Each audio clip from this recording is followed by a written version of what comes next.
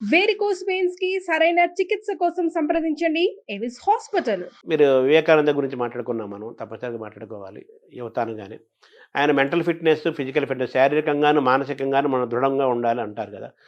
మీరు మీ మీ ప్రయాణంలో మీ బాల్యం నుంచి, యవ్వనం నుంచి మీ ప్రయాణంలో మానసికమైన ప్రయాణం కోసం మీరు పుస్తకాలు చదివారు, జ్ఞానాన్ని ఆశ్రయించారు, గురువుల్ని ఆశ్రయించారు. శారీరకమైన దృఢత్వానికి మీరేం జేశారు? మాకు చిన్నతనంలో ఆటలాడుకోవడానికి చాలా విశేషమైన అవకాశం ఉండేదండి. పాఠశాలలో చూస్తే చాలా పెద్ద క్రీడా ప్రాంగణం. నాకు బాగా జ్ఞాపకం. మా చిన్నతనంలో మాకు తెలుగు పాఠం చెప్పేవారు. ఆయన తరచుగా ఓ మాట అనేవారు. "ఒరేయ్! ఆట ఆడుకునేటప్పుడు ఇక్కడ నిలబడి ఔట్, నాట్ ఔట్ అని అరిస్తే అంత దూరం వినపడాలిరా. అలా అరిచి మాట్లాడితే రేపొద్దున్న సభలో 2 గంటలు మాట్లాడినా మధ్యలో మంచినీళ్ళు తాగవురా" అనేవారు. ఆయన ఎందుకనేవారు? ఆయన ఏది దృష్టిలో పెట్టుకున్నారో, ఏ భవిష్యత్తు దర్శనం చేశారో నాకు తెలీదు కానండి. అట్లా హాయిగా ఆడుకునేవాళ్ళం. అంత సంతోషంగా ఆడుకునేవాళ్ళం. ఆ ఆటలు మాకు ప్రత్యేకంగా వ్యాయామము అన్న అవసరం లేకుండానే ఎంతో సంతోషంగా శరీరానికి ఒక రకమైన బలాన్ని ఇవ్వడంలో చక్కగా 4 చోట్లకి ప్రయాణం చేయడానికి, ఓ 2 గంటలు కూర్చుని మాట్లాడడానికి ఇబ్బంది లేని పరిస్థితిని కల్పించాయి. అయితే వయస్సుతో పాటు కాలక్రమంలో శరీరం శిథిలమవుతుందనుకోండి. ఇప్పుడు నాకు కొద్దిగా మోకాళ్ళ నొప్పులొచ్చాయి. అవి కాలంలో రావలసిందే. అదో ఆభరణం కాలంలో రాకపోతే ఆశ్చర్యం గానీ, వస్తే ఆశ్చర్యం లేదు. అవును. కళ్ళజోడొచ్చింది. కానీ ఇంతకాలం నుంచి శరీరం సహకరించింది అంటే దానికి మేము ఆడుకున్న ఆటలు ప్రధానమైన కారణం. పిల్లలకి శరీర నిర్మాణంలో క్రీడలనేటటువంటివి ఎంతో ప్రాముఖ్యత వహిస్తాయండి. వాళ్ళకి అంతకన్నా సంతోషం ఇంకోటుండదు. అంటే పిల్లలను, యువతని తీర్చిదిద్దే ఒక బృహత్తరమైన బాధ్యత మీరు తీసుకున్నారు. ప్రభుత్వం గూడా మీకు చాలా గౌరవంగా, ఎంతో ప్రేమగా, వినయంగా మీకది అప్పజెప్పింది. అయితే మీరు చదువుకున్న కాలానికి కాలం మారుతోంది. విద్యా విధానం గూడా అంత అనుకూలంగా కనిపించట్లేదు గదా! ఈ ఆటల పట్ల ఎంతసేపటి చదువు, చదువు, చదువు లేదా ఎంసెట్ లేదా సాఫ్ట్‌వేరు ఈ మాటలే వినిపిస్తున్నాయి తప్పితే చదువు, జ్ఞానము, సంగీతము, కళలు, ఈ ఆల్ రౌండ్ డెవలప్‌మెంటు, పరిపూర్ణ వ్యక్తిత్వ నిర్మాణం ఇవన్నీ గూడా దూరమవుతూ మీరంటే ఆటలు దూరమైనయి. చాలా దూరమవుతున్నాయి గదా!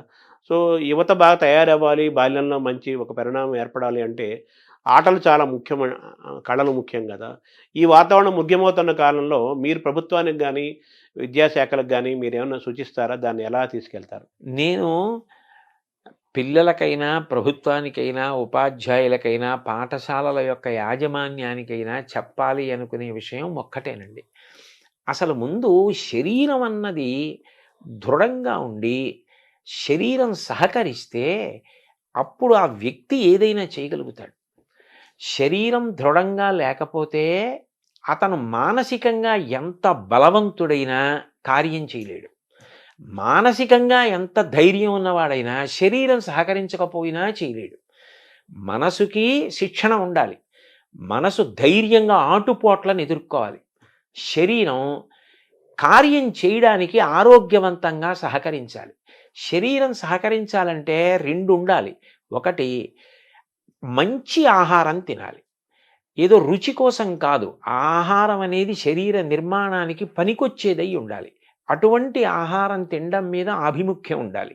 2, వ్యాయామం లేకపోతే సంధిబంధాలు సడలిపోతాయి. అవి రేపొద్దున్న ఉపయోగపడవండి. ఓ 2 మైళ్ళు నడవవలసి వస్తే నడవలేరు. ప్రయాణం చేయలేరు. ఎండలో నిలబడవలసొస్తే నిలబడలేరు. అట్లా ఉండకూడదు. శరీరం రాటు, పోటు తట్టుకుని సహకరించేదై ఉండాలి. అట్లా లేకపోతే వాడు ఎంత చదువుకోనివ్వండి. వాడు చాలా పెద్ద ఇంజినీర్ అయ్యాడండి.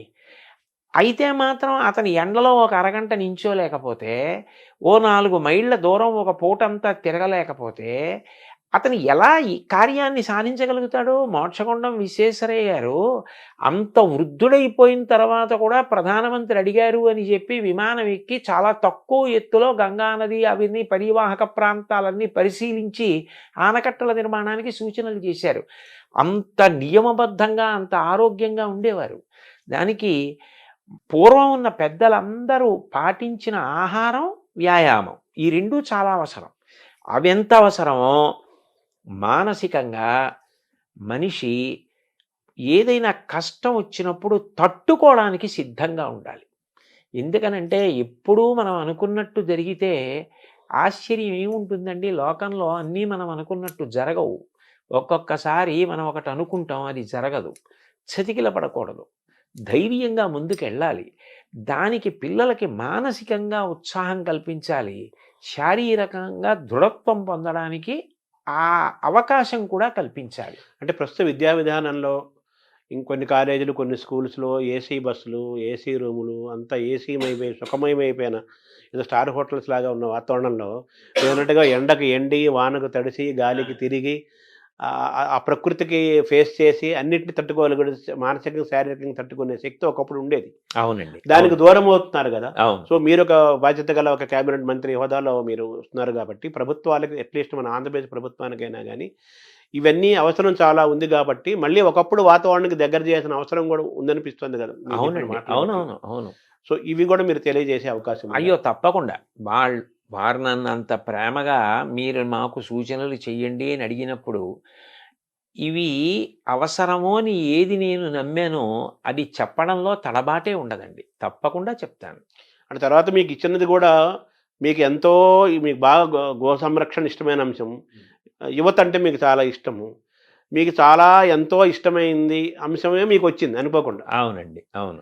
ఇది మీ మనసుకి ఇష్టమైన అంశం. చెప్పాలనుకున్న అంశానికి దానికి ఒక అధికారికమైన ముద్ర పడింది అంతే. అవును. అవును. కదా! అవును. సో అయితే మన ఈ పెంపకంలో యువతను బాల్యులను పిల్లల్ని తయారు చేసే క్రమంలో పెంపకం గూడా చాలా ఇంపార్టెంట్ కదా! అవును. అవును. అక్కడ గూడా ఇప్పుడు ఒకప్పుడు వాతావరణం లేదు గదా! లోపం జరుగుతోంది గదా! అవును. సో దాన్ని మనం ఎలా అధిగమించాలి? అది తల్లిదండ్రులకి సహజంగా భగవంతుడిచ్చిన గొప్ప వరం ఏమిటంటే, పిల్లలలో అంతర్లీనంగా ఉన్నటువంటి నైపుణ్యాన్ని గుర్తించగలిగిన లక్షణం ఉంటుందండి.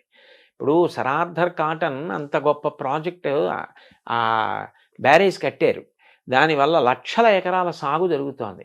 చిన్నతనంలో హోర్న వాన పడుతుంటే ఆయన అన్నగారితో కలిసి వీధిలో నడుస్తుంటే వర్షపు నీరు వస్తుంటే దాన్ని ఆయన పుల్ల ముక్క తీసుకుని చిన్న చిన్న కాలవలుగా కలిపి ఆ ప్రవాహాన్ని అంతటిని పెద్దది చేసి పల్లం వైపుగా నడిపించడం చూసి అన్నగారు వెళ్ళి తండ్రికి చెప్తే, వీడికి నీటి ప్రవాహాన్ని నియంత్రించడం, పల్లం వైపుకి నడిపించడం ఇష్టమని ఇరిగేషన్ వైపుకి చదివించారు.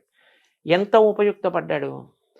మహానుభావుడు ఆయన్ని కాటన్ అంటే ఎవరో విదేశీయుడిగా చూడరు. ఉభయ గోదావరి జిల్లాల్లో మీకు ఎన్ని విగ్రహాలు కనపడతాయో. ఆయనకి ఒకసారి తర్పణ ఇస్తుంటే ఋషి సమానంగా కాటనే విని ఆశ్చర్యపోయారు పడవలోంచి. అంత గౌరవిస్తారు. అంటే తల్లిదండ్రులు గుర్తించబట్టే కదా! రవీంద్రనాథ్ ఠాగూర్ గారిలో చిన్నప్పటి నుంచి కవిత్వం మీద ఆసక్తి ఉందని దేవేంద్రనాథ్ ఠాగూర్ గుర్తించి కవిత్వం వ్రాయడానికి అవకాశం కల్పించబట్టి కదా సాహిత్యంలో నోబెల్ ప్రైజ్ వచ్చింది. తల్లిదండ్రులు ఎంతసేపు వీడు ఇదే కావాలి అన్న ఆలోచన కాకుండా పిల్లల్లో అంతర్లీనంగా ఉన్న నైపుణ్యాన్ని గుర్తించగలిగితే ఓ చిట్టిబాబు గారు లాంటి వైణికుడు వస్తాడు, ఒక బాలమురళీకృష్ణ గారు లాంటి గానగంధర్వుడు వస్తాడు, ఓ ఘంటసాల వెంకటేశ్వరరావు గారు వస్తారు, అట్లాగే ఒక గొప్ప శిల్పి జక్కన లాంటి శిల్పి వస్తాడు.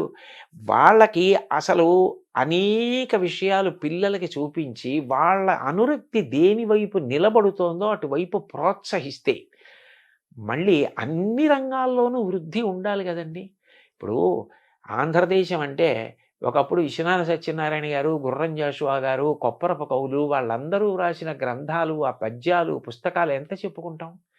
అట్లాంటి కవులు రావాలి, గాయకులు రావాలి, వైణికులు రావాలి, సంగీత విద్వాంసులు రావాలి, రచయితలు రావాలి.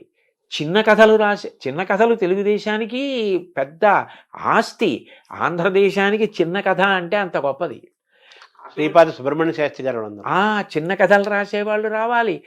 ఎవరిలో ఏ నైపుణ్యం ఉందో గుర్తించగలగడం తల్లిదండ్రులకే సాధ్యం. మొదట వాళ్ళకే తెలుస్తుంది. అంటే ఇప్పుడు ఆ వాతావరణం మారుతుంది. స్కూల్ వాతావరణం మారుతోంది. ఆటలు పోతున్నాయి, కళలు పోతున్నాయి, సంస్కృతి మిస్ అవుతున్నాం. అలాగే ఇంట్లో పెంపకంలో కూడా పిల్లల వైపు చూస్తూ తల్లిదండ్రులు వాళ్ళని గమనించటము, వాళ్ళ శ్రద్ధాశక్తులు, వాళ్ళకి ఏదిలో ఆసక్తి ఉంది, ఇందులో వీళ్ళు పైకి వస్తారనే ఆలోచనలు, ఇవన్నీ కూడా తగ్గిపోతున్న కాలంలో మనం ఉన్నాం కదా! సో మీ ఇదిలో మీరు చేయగలిగింది మీరు చేస్తారు. సహజంగా కూడా అటు ప్రభుత్వ విద్యా వ్యవస్థ, ఇటుపక్క పిల్లల పెంపకము, ఇంకో పక్క పిల్లలు. ఈ మూడిటి మధ్య ఒక కలిస్తేనే అనుసంధానం బాగుంటుందండి. ఉండాలి కదా. కలిస్తేనే చాలా బాగుంటుంది. అది ఎందుకనంటే ఈ రంగంలోకి వెడితే అతను అప్రయోజకుడైపోతాడు, అతను ఏమీ సాధించలేడు అన్న భావన పెట్టుకోక్కర్లేదు. సంగీతంలోకి వెళ్ళి కూడా ప్రపంచ ప్రఖ్యాతి పొందినటువంటి వాళ్ళు అనేక మంది ఉన్నారు. అందులో కూడా ఆర్థికంగా ఏమీ ఆర్జన ఉండదు అనుకోవడానికి కూడా వీల్లేదు. అందులోకి వెళ్ళి ఆర్థికంగా నిలదొక్కుని చక్కగా సంతోషంగా హాయిగా జీవనం గడిపిన వాళ్ళు ఉన్నారు. కాబట్టి ఇవాళ ఏ రంగానికి కూడా నిజంగా చెప్పాలంటేనండి, ఇందులోకి వెడితే ఆర్జన ఉండదన్న రంగం నాకు తెలిసి ఏవీ లేవు. మనిషి బాగా నిలదొక్కుని నైపుణ్యం సంపాదించాలి తప్ప ఒక వైణికుడిగా ఎంత స్థాయికైనా వెళ్ళచ్చు, ఒక గాయకుడిగా ఎంత స్థాయికైనా వెళ్ళచ్చు, ఒక విద్వాంసుడిగా, ఒక కవిగా, ఒక రచయితగా, ఒక వ్యాఖ్యాతగా ఎంత స్థానాన్నైనా పొందవచ్చు. అంటే మనం ఏ రంగాన్ని ఎంచుకున్నా, ఏ పని చేసినా అందులో హైట్స్ చూడాలి, ఎక్సెల్ అవ్వాలి అనే ఒక పట్టుదల ఆ మనిషిలో ఉండాలి. పిల్లల్ని అది వాళ్ళలో ఉందన్నప్పుడు తల్లిదండ్రులు ప్రోత్సహించడం కూడా అవసరం. చాలా ముఖ్యం, చాలా ముఖ్యం అండి. స్వామి వివేకానంద అన్నారు కదా, నాకు ఇల్లు ఊడ్చే ఉద్యోగం వస్తే ఎవరు ఊడ్చనంతగా ఇల్లు ఊడుస్తాను అన్నారు. అది కావాలండి. అంత బాగా పిల్లలు ఏది బాగా చేస్తున్నారో వాళ్ళ అనురక్తి ఎటువైపు ఉంది గుర్తించగలిగితే వాళ్ళు అందులో చాలా తేలిగ్గా అల్లుకుంటారు. భగవంతుడు అందరికీ అనేక రకాలైన ప్రజ్ఞ ఇస్తాడు. ఆ ప్రజ్ఞని చంపేయకుండా అది వృద్ధిలోకి వచ్చేటట్టు చేస్తే వాళ్ళు ఏ స్థాయికైనా వెడతారండి. అంటే ఎథిక్స్, వాల్యూస్ దీనికి అడ్వైజర్గా మీరు నియమించబడ్డారు.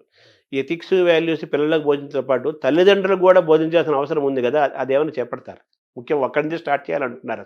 తప్పకుండా అది పిల్లలకి చెప్పేటప్పుడే ఇప్పుడు మీరు అడిగిన ప్రశ్నకి జవాబుగా నేను చెప్తున్నది ఏదుందో అది తల్లిదండ్రులందరికీ నేను చేస్తున్న ప్రార్థనే. పిల్లల విషయంలో వాళ్ళకి దేని మీద అనురక్తి ఉందో దాన్ని గమనించండి. ఆ అనురక్తి వైపుకి వాళ్ళని నడిపించడం చాలా తేలిక. అట్లా నడిపిస్తే వాళ్ళు వృద్ధిలోకి వస్తారు. బాబుగారు చిన్నప్పుడు బొగ్గట్టుకుని బొమ్మలు గీస్తే వాళ్ళ అమ్మగారు ప్రోత్సహిస్తే కదూ అంత గొప్ప చిత్రకారుడు అయ్యారు. ఎవరు దేనిలో ప్రఖ్యాతి వహించడానికి అవకాశం ఉందని అనుకుంటున్నారో దాన్ని ప్రోత్సహిస్తేనే వాడు ఆ రంగంలో నిలదొక్కుంటాడు. అంతేగాని ఎంతసేపు నువ్వు ఇదే కావాలి, ఇదే కావాలి, ఇదే కావాలని మోసపోసినట్టుగా కోరుకుంటే వివిధ రంగాలలో ప్రజ్ఞావంతులు ఎక్కడి నుంచి వస్తారండి? అంటే మీరు ఏర్పాటు చేసే సమావేశాలు కానీ లేకపోతే వీటిల్లో క్లాసెస్లో కానీ తల్లిదండ్రులు కూడా మీరు ఆహ్వానించాలి. అయ్యో, అనేక సందర్భాల్లో తల్లిదండ్రుల్ని కూడా కూర్చోపెట్టడం, తల్లిదండ్రులు ఉన్న సభలకి ప్రత్యేకంగా వెళ్ళి మాట్లాడడం కూడా ఉందండి. అట్లా కూడా నేను మాట్లాడిన సందర్భాలు ఉన్నాయి. ఉపాధ్యాయులు, తల్లిదండ్రులు వీళ్ళ యొక్క పాత్ర చాలా ప్రధానమైంది కదా. యువత బాల్యులు మంచి తయారవ్వాలంటే వాళ్ళందరినీ కూడా మీ చేసే వర్క్షాపులు కానీ రేపు భవిష్యత్తులో చేయబోయే కార్యక్రమాల్లో వీళ్ళందరినీ తప్పనిసరిగా తీరాలి, కలిపే ప్రయత్నం మీరు తప్పనిసరిగా చేస్తారు. అయితే ఇప్పుడు ఎథిక్స్, వాల్యూస్ అన్నారు. ఈ మాటలు వినడానికి ఇప్పుడు ప్రస్తుత కాలంలో ఇవి చాలా బరువుగాను, పెద్దగాను, సత్యదూరంగాను అనిపిస్తున్న మాటలు కదా. విలువలు ఏమంటున్నారు, ఎథిక్స్ అమ్ము అది అంటున్నారు.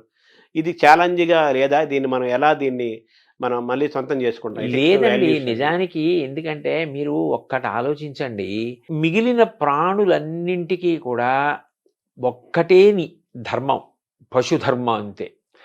దానికి నీతి పాటించాలి, నియమం పాటించాలి అని చెప్పలేరు. ఒక పెద్ద పులికి ఆకలేస్తే నిండు గర్భిణి అయి అప్పుడే ప్రసవిస్తున్నటువంటి ఒక లేడిని కూడా చెనకి తింటుంది. అది దాని ధర్మం. దానికి అహింస, దయ బోధించలేరు. మంచి గుణములన్నీ ఉండి తీరవలసింది ఎవరికి అంటే మనిషికి. మీరు ఒక్కటి ఆలోచించండి, నీతి అన్నది ఒక్కటి విడిచిపెట్టేస్తే ఎవరికీ భద్రత ఉండదు. ఎందుకనంటే ఏ క్షణాన ఎవరు ఎవరిని కాటేస్తారో, ఎవరు ఎవరిని మోసం చేస్తారో తెలియని పరిస్థితి ఉంటుంది. అభద్రతాభావం అన్నది ఉండిపోయిన నాడు, శాంతి లేని నాడు ఎవరు ఎంత చదువుకున్నా, ఎవరు ఎంతంత పదవులలో ఉన్నా దాని వలన ఏది ప్రయోజనం? ఏదీ లేదు. తాను ప్రశాంతంగా ఉండవలసింది, అందరినీ ప్రశాంతంగా ఉంచవలసింది మనిషి ఒక్కడే. ఆ మనిషి అన్ని జీవులు ప్రశాంతంగా ఉండేటట్టు చేయడం నీతిని పాటించడం ద్వారానే. అది పాటించడం వల్ల అంత పెద్ద ప్రయోజనం ఉన్నప్పుడు అది బరువు అవ్వవలసిన అవసరం ఏముంది? ఇప్పుడు నా కూతురుంది. నా కూతురు బయటికి వెళ్ళినప్పుడు భద్రంగా ఉంటుందన్న నమ్మకం నాకు కలగాలి. వేరొకరి కూతురు బయటికి వెళ్ళినప్పుడు భద్రంగా ఉంటుందన్న భావన వారికి కలగాలి. అప్పుడు వారి కూతురి విషయంలో నేను మర్యాదగా ప్రవర్తించాలి. నా కూతురి విషయంలో వారు మర్యాదగా ప్రవర్తించాలి. ఎవరు మర్యాదగా ప్రవర్తించకపోయినా శాంతి లేదు. ఆ నియమపాలనం చేసి నీతిని పాటించవలసిన వాడు మనిషి ఒక్కడే. ఎందుకనంటే ఒక ప్రాణి వేరొక ప్రాణి యొక్క విభూతిని వాడుకోదు. మహా అయితే ఆహారం కోసం తింటుందంతే. ఏనుగు దంతం పెద్ద పులికి అక్కర్లేదు. ఏనుగు దంతంతో బొమ్మ చేసేవాడు మనిషి. నెమలి నాట్యం చూసి నాట్యం నేర్చుకునేవాడు మనిషి. గాడిద మీద బరువులు మోయించేవాడు మనిషి. గుర్రం ఎక్కి ఎత్తైన ప్రదేశాలకు వెళ్ళేవాడు మనిషి. ఏ ప్రాణిలో ఏ విభూతి ఉంటే దాన్ని వాడుకునేవాడు మనిషి.